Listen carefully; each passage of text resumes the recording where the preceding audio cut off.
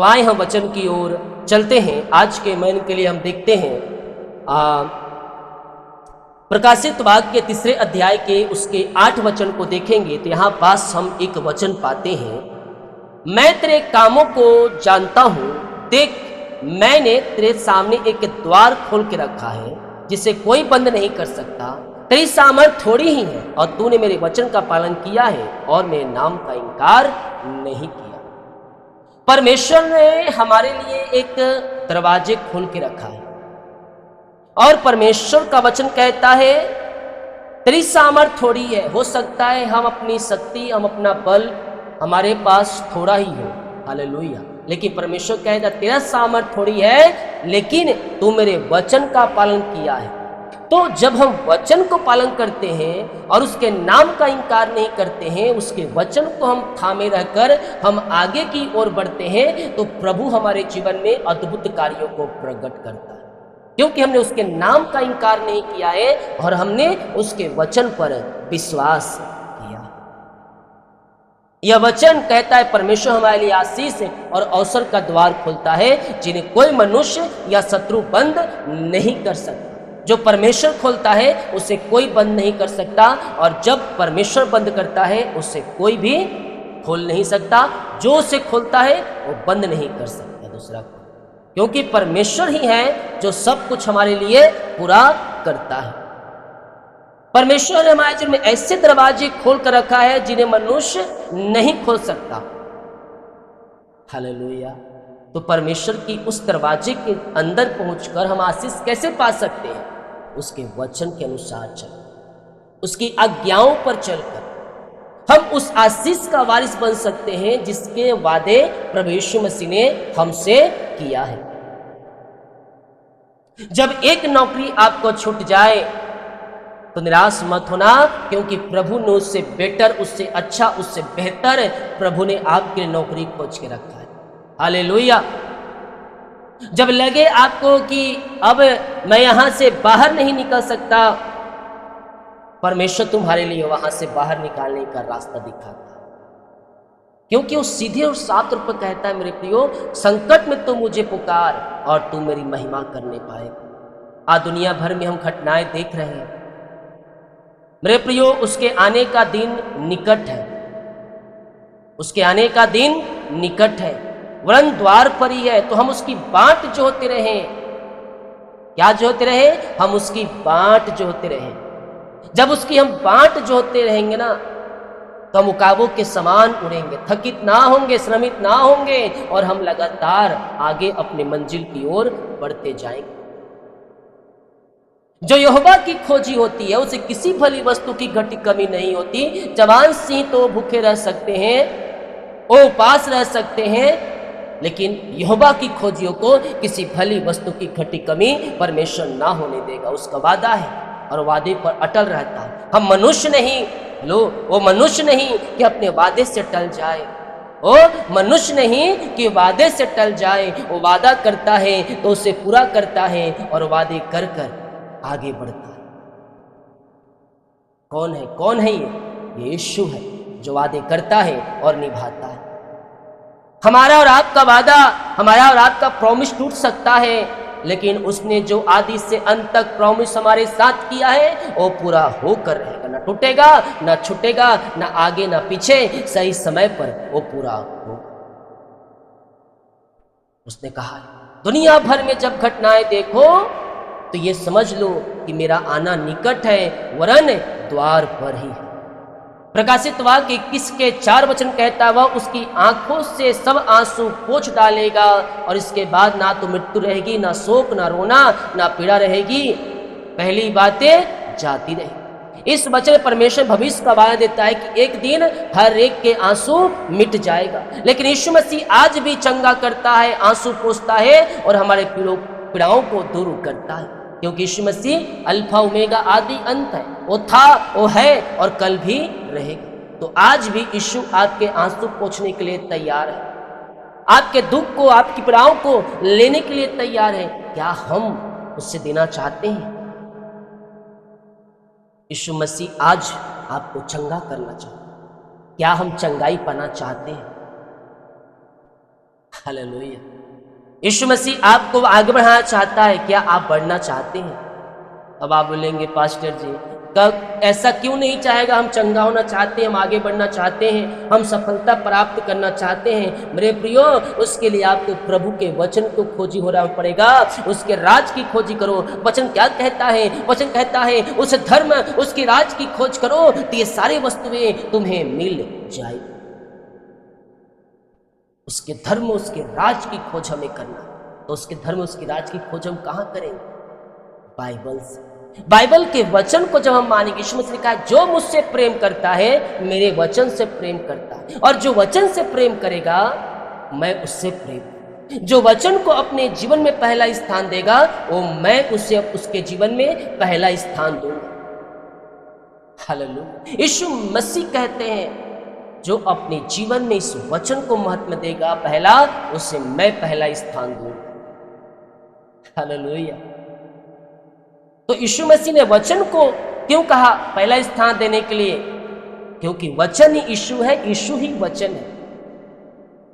यह सृष्टि वचन के माध्यम से रची गई। तो वचन यीशु और यीशु ही वचन। हालेलुया। आकाश के नीचे, पृथ्वी के ऊपर कोई दूसरा नाम नहीं दिया गया जिसके द्वारा हम उद्धार पा सके। वो नाम एक ही है और वो नाम यीशु मसीह का नाम। यीशु मसीह उद्धार है, यीशु मसीह चंगाई है, यीशु मसीह स्वर्ग का जाने का एक कुंजी है। हालेलुया। यीशु मसीह के पास स्वर्ग के द्वार का कुंजी है। और सोचो, जिसके पास कुंजी रहेगा तो घर में जाएगा ना। हमारे पास हमारे घर की कुंजी है तो हम जब कभी भी आ सकते हैं, जा सकते हैं, अपने मेहमान को हम ला सकते हैं, उन्हें घुमाने ले जा सकते हैं। तो हमारे पास कुंजी है। तो स्वर्ग के राज्य की कुंजी किसके पास है? स्वर्ग राज्य की कुंजी यीशु मसीह के पास है। हालेलुया। तो वहां जाने का मार्ग कौन है? मार्ग एक ही है और वो यीशु मसीह है। तो उस मार्ग में प्रवेश कैसे करेंगे हम? यीशु मसीह के वचन के अनुसार। और जब हम वचन पे चलेंगे तो हम यीशु मसीह में पाए जाएंगे। हालेलुया। जब वचन पे चलेंगे तो हम यीशु मसीह में हैं। हालेलुया। उसे उद्धारकर्ता स्वीकार करना, उसके वचन पे चलना है, आज्ञाओं को पालन करना है। तो आज हमें परखें, अपने आप को जांचें कि हम मसीह में कितना है, हम मसीह के पीछे कितना चल रहे हैं।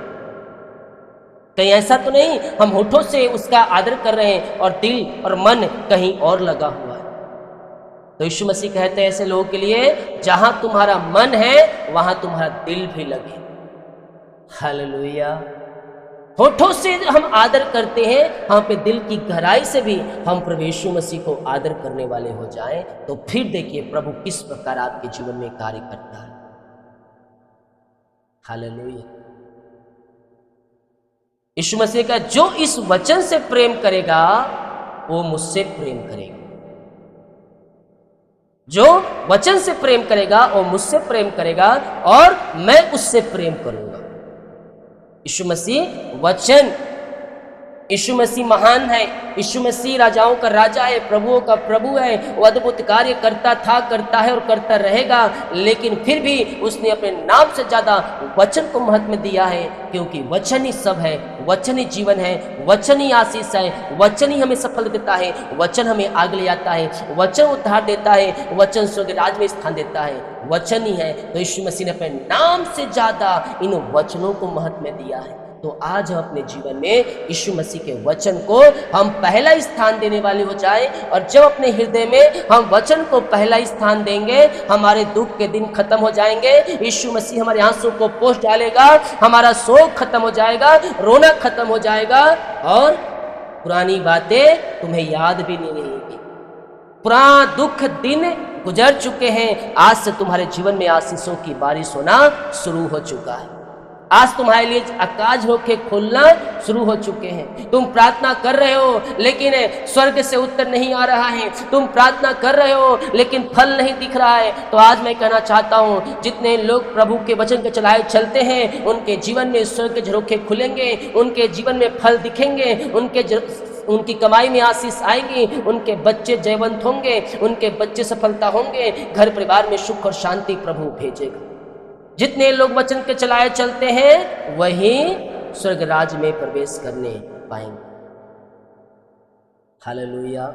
यीशु मसीह का आना निकट है, और जैसे जैसे उसका आना निकट है, भरमाने वाली आत्माएं वैसे ही जगत में निकल चुकी है। और भरमाने वाली आत्माएं ऐसे ही आपको घुमाएंगे कि आप अपने बैठने का स्थान भूल जाएंगे।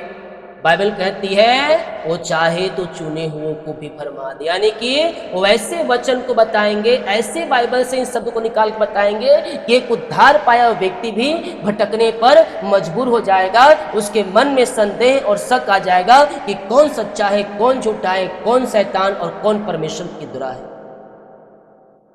तो हमने परख की आत्मा हमें दिया गया है, हमें परखना है, जांचना है कौन सही है और कौन गलत है, क्योंकि दुनिया में भटकाने वाली आत्माएं निकल चुकी है और वो चाहे तो चुने हुओं को भी भरमा दे। ऐसी कोई बातें सुनकर आपके अंदर संदेह आता है, शक आता है, तो संदेह और शक कौन भेजता है? संदेह शक शैतान भेजता है। तो ऐसी कोई बातें आपके अंदर आ जा रही है, किसी बातों को सुनकर, ये सुनकर आपके अंदर संदेह आ रहा है, शक आ रहा है वचन के प्रति, आप जो वचन पढ़ रहे हैं, प्रार्थना कर रहे हैं, उसके प्रति संदेह शक आ रहा है, तो ये समझना संदेह और शक शैतान के द्वारा आता है। क्योंकि यीशु मसीह भरोसा और विश्वास और छुटकारा देने वाला परमेश्वर, वो कभी संदेह शक व आत्माओं को नहीं भेजता, वह आजादी और आशीष और मेल की आत्मा को भेजता। तो हम मेल के पीछे चले और उसी की खोजी रहे। हालेलुया। और वचन के अनुसार जैसा कहता है, हम वचन के अनुसार जीवन जिए, और जब हम वचन को थामे हम आगे बढ़ेंगे, हमारे लिए स्वर्ग के राज्य खुल जाएंगे। चाबी किसके पास है? चाबी यीशु मसीह के पास है। तो जब यीशु मसीह के वचन के अनुसार चलेंगे, वो हमारे लिए स्वर्ग का द्वार खोल देगा। हालेलुया। Praise to Jesus. बहुत से लोग कहते हैं मैं तो जीवन का उद्धार करता प्रभु यीशु मसीह को स्वीकार कर लिया है, अब मेरा नाम जीवन के पुस्तक में लिखा जा चुका है, अब मैं अपने मन से जो भी करना चाहूंगा करूंगा।